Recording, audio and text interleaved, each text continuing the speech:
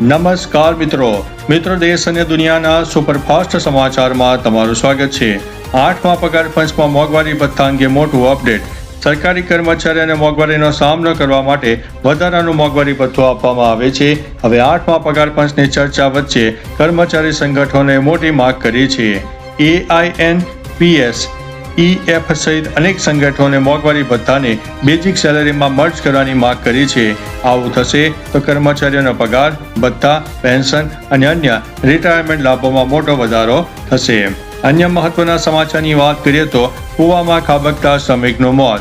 રાજકોટ જિલ્લાના જેતપુર તાલુકાના બોરડી સમઢિયાળા ગામે ગૌશાળા નજીક વાડીમાં RCC કૂવાનું કામ દરમિયાન 35 વર્ષીય શ્રમિક મહેન્દ્રભાઈ પુનાભાઈ સોંદરવા અચાનક 100 ફૂટ ઊંડામાં કૂવામાં પડી ગયા।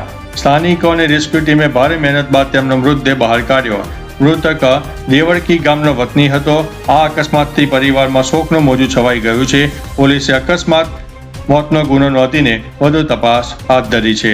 અન્ય મહત્વના સમાચારની વાત કરીએ તો 10 દિવસમાં 700થી વધુ ભૂંડના મોત થયા છે। સુરેન્દ્રનગર શહેરમાં છેલ્લા 10 દિવસમાં અલગ અલગ વિસ્તારોમાં ભૂંડના મોત થઈ રહ્યા છે। મફતપીરિયા, નકલંગપરા અને ભોગવો નદીની આસપાસ વિસ્તારમાં દરરોજ સરેરાશ 70થી વધુ ભૂંડ મૃત હાલતમાં મળી રહ્યા છે। સ્થાનિકોની ફરિયાદ બાદ મહાનગરપાલિકાની ટીમ, સેનિટેશન ટીમ મૃતદેહો ઉપાડીને કામકાજ તેજ કર્યું છે। સતત વધતા મોતને જોઈને કોઈ રોગચાળો ફેલાયા હોવાની આશંકા વ્યક્ત કરવામાં આવી છે। અન્ય મહત્વના સમાચારની વાત કરીએ તો નેધરલેન્ડથી 1000 વર્ષ જૂના તમિલ દસ્તાવેજો ભારત આવશે। PM મોદીની નેધરલેન્ડ યાત્રા દરમિયાન 11મી સદીની ઐતિહાસિક ચોલ તામ્રપત્રિકાઓ ભારત પરત લાવવા સમજૂતી થઈ છે। આ 1000 વર્ષ જૂના 21 મોટી અને 3 નાની તાંબાની પ્લેટોમાં રાજા ચોલ અને રાજેન્દ્ર ચોલ પ્રથમની માહિતી છે। આ સાથે જ ટાટા ઇલેક્ટ્રોનિક્સ અને વિશ્વની અગ્રણી કંપની ASML વચ્ચે સેમિકન્ડક્ટર અને ચીપ ટેકનોલોજીમાં વ્યૂહાત્મક ભાગીદારીનો કરાર થયો છે। અન્ય મહત્વના સમાચારની વાત કરીએ તો હેડલાઇન્સ ઉપર એક નજર નાખીએ। આજથી દર સોમવારે દિલ્હીથી 6 વધારાની ટ્રેનો દોડશે, જેની સંખ્યા વધશે। VD સતીશન આજે કેરળના મુખ્યમંત્રી તરીકે શપથ લેશે।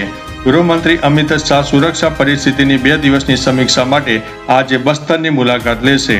રાહુલ ગાંધીની શિક્ષણ મંત્રીને બરખાસ્ત કરવાની માંગ સામે આવી છે। IPLમાં આજે ચેન્નઈ અને હૈદરાબાદ વચ્ચે મેચનું આયોજન। અન્ય મહત્વના સમાચારની વાત કરીએ તો 2 વિમાન હવામાં ટકરાયા। અમેરિકાના ઇડાહો સ્થિત માઉન્ટેન હોમ એરફોર્સ બેઝ પર રવિવારે એર શો દરમિયાન 2 EA-18G ગ્રોલર ફાઇટર જેટ હવામાં એકબીજા સાથે ટકરાતા મોટો અકસ્માત સર્જાયો હતો। સદનસીબે અકસ્માતની થોડી સેકન્ડો પહેલા જ બંને વિમાનમાં સવાર તમામ 4 ક્રૂ મેમ્બર સુરક્ષિત રીતે ઇજેક્ટ થઈ ગયા હતા। અકસ્માત બાદ એરફોર્સ બેઝને લોકડાઉન કરીને કાર્યક્રમો રદ કરાયા હતા અને ઘટનાની તપાસ શરૂ કરવામાં આવી છે। અન્ય મહત્વના સમાચારની વાત કરીએ તો અમેરિકાએ ઈરાન સામે રાખી છે 5 કડક શરતો। ઈરાનની ફાર્સ ન્યૂઝ એજન્સીના અહેવાલ મુજબ અમેરિકાએ જંગ ખતમ કરવા અને શાંતિ પ્રક્રિયા આગળ વધારવા માટે ઈરાન સમક્ષ 5 મોટી શરતો મૂકી છે। શરતો અનુસાર અમેરિકા ઈરાનને નુકસાનીનું વળતર નહીં ચૂકવે। આ ઉપરાંત ઈરાને 400 કિલોગ્રામ સંવર્ધિત યુરેનિયમ અમેરિકાને સોંપવું પડશે અને માત્ર 1 પરમાણુ કેન્દ્ર ચલાવવાની મંજૂરી મળશે। અમેરિકા ઈરાનની ફ્રીઝ થયેલી વિદેશી સંપત્તિમાંથી માત્ર 25% રકમ મુક્ત કરશે। અન્ય મહત્વના સમાચારની વાત કરીએ તો કલ્પસર પ્રોજેક્ટ માટે નેધરલેન્ડમાં કરાર। વડાપ્રધાન નરેન્દ્ર મોદીએ નેધરલેન્ડના PM રોબ જેટન સાથે વિશ્વ પ્રસિદ્ધ અસ્પ્યુઇલીઝ ડાઇકની મુલાકાત લીધી। આ દરમિયાન ગુજરાતના મહત્વાકાંક્ષી કલ્પસર પ્રોજેક્ટ માટે ટેકનિકલ સહયોગના લેટર ઓફ ઇન્ટેન્ટ પર હસ્તાક્ષર કર્યા।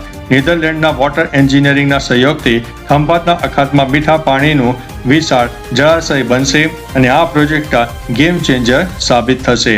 અન્ય મહત્વના સમાચારની વાત કરીએ તો રોમાંચક મેચમાં દિલ્હીની શાનદાર જીત। IPLમાં ગઈકાલે રમાયેલી અત્યંત રોમાંચક મેચમાં દિલ્હી કેપિટલ્સે રાજસ્થાન રોયલ્સને 5 વિકેટે હરાવ્યું। રાજસ્થાન તરફથી મળેલા 194 રનના ટાર્ગેટને દિલ્હીએ 19.2 ઓવરમાં 5 વિકેટ ગુમાવીને હાંસલ કર્યો। દિલ્હી માટે અભિષેક પેરોલે 51 રન અને KL રાહુલે 56 રનની અર્ધસદી ફટકારીને ટીમને મજબૂત શરૂઆત અપાવી હતી। રાજસ્થાન તરફથી આર્ચર અને બ્રુજેસે 2 વિકેટો ઝડપી હતી। અન્ય મહત્વના સમાચારની વાત કરીએ તો હવે ગુજરાતમાં હવામાનમાં ધીમે ધીમે પલટો આવશે અને હવામાનમાં પલટા સાથે ધીમે ધીમે આવતા અઠવાડિયા સુધીમાં સામાન્ય છાંટાછૂટી થાય તેવી શક્યતા વર્ણવવામાં આવી છે. તો ચાલો મિત્રો, ફરીથી દેશ અને દુનિયાના સુપરફાસ્ટ સમાચાર લઈને મળતા રહીશું. ત્યાં સુધી અમને રજા આપશો. નમસ્તે.